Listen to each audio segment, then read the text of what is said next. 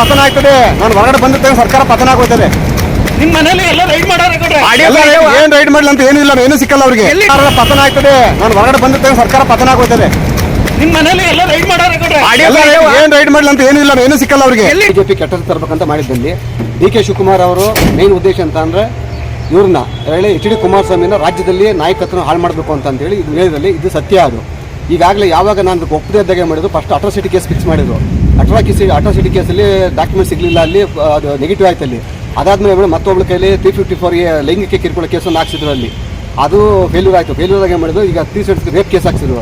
Rape ಕೇಸಲ್ಲಿ ಯಾವುದೋ ದಾಖಲಾತಿ ಸಿಕ್ಕಿಲ್ಲ ಅವ್ರಿಗೆ. ಅಲ್ಲಿ ಸುಮಾರು 4 ದಿವಸಗಳ ಕಾಲ ನಿರಂತರವಾಗಿ ನಾನು ಇಂಟರ್ಗೇಟ್ ಮಾಡಿದ್ದಾರೆ. ಅಲ್ಲಿ ಇದರಲ್ಲಿ ಸೀರಿಯಸ್ ಆಗಿ SP IG ಅವರು ಕೂಡ ತಗೊಂಡು ಯಾವ ಆ ಪೆನ್ ಡ್ರೈವ್ ಕೋರ್ಟಲ್ ಸೀಸ್ ಮಾಡ್ಕೊಂಡಿದಾರಲ್ಲ ಈಗ ಸಿಕ್ಕಿದೆಯಾ? ಪೆನ್ ಡ್ರೈವ್ ನೋಡಿದ್ರೆ ಕಾರ್ತಿಕ್ 8 ಕಿಡ್ನಾಪ್ ಮಾಡಿರೋ ಕೇಸ್ ಅದು.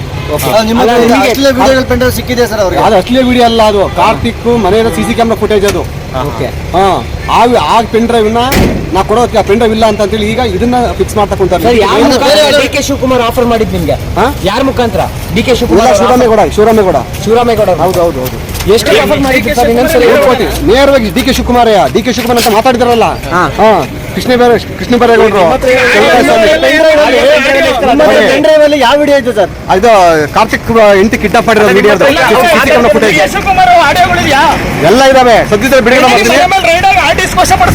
ಸರ್ಕಾರದ ಪತನ ಆಗ್ತದೆ. ನಾನು ಹೊರಗಡೆ ಬಂದಿರ್ತೇನೆ, ಸರ್ಕಾರ ಪತನ ಆಗೋಯ್ತದೆ. ನಿಮ್ ಮನೇಲಿ ಎಲ್ಲ ರೈಡ್ ಮಾಡಾರೆ ಏನ್ ರೈಡ್ ಮಾಡ್ಲಿ ಅಂತ ಏನಿಲ್ಲ, ಏನು ಸಿಕ್ಕಲ್ಲ ಅವ್ರಿಗೆ.